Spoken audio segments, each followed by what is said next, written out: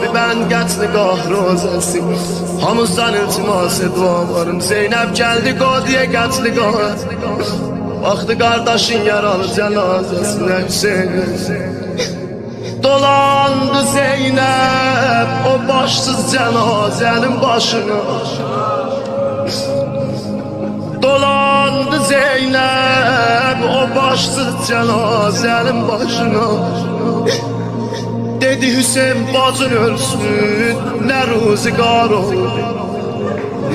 Məni yandıran beni Peyğəmbər oğlusan əmma soyubla köynəyi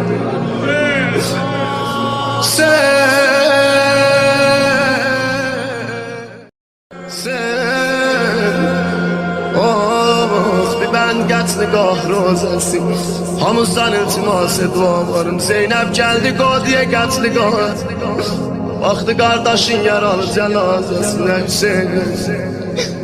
Dolandı Zeynəb o başsız cənazənin başına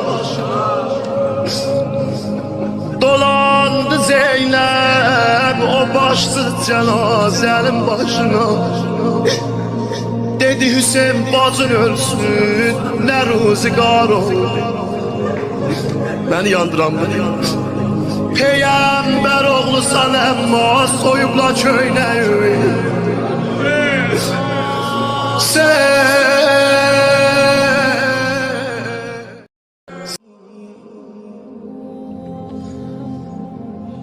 دوباره مثل همیشه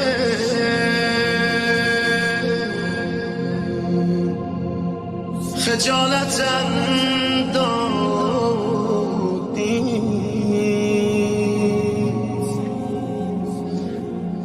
برای عرض ارادت لیاقتم دادی مولا جان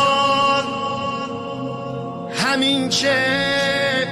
خط نکشیدی به اسم من ممنون چه شد که این همه شوق ارادتم داد انشالله کربلا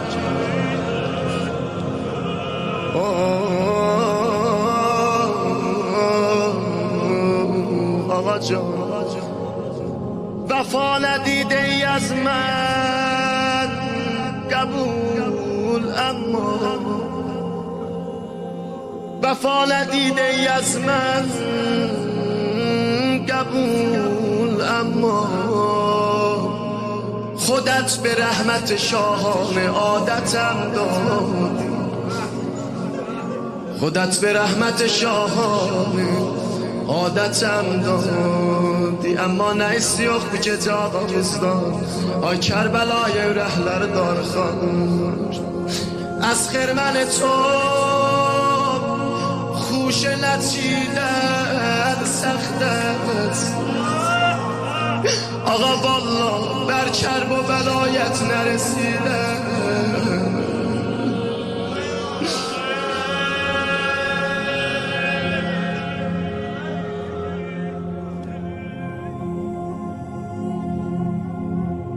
از خرمن تو خوش نچیدن سخت است بر کرب و بلایت نرسیدن سخت است یک حسین گفتن و از درگاهم یک بار جوابی نشنیدن سخت است آقا جان اما biliyəm sənin ürəyin sözüdür gözlərindən icazə istəyəm Ağa can mən bu dünyanın 5-10 günlük cəlalını neyləyəm mən bu dünyanın 5-10 günlük cəlalını neyləyəm من bu dünyadan fəqət bir Kərbəla muhtacıyam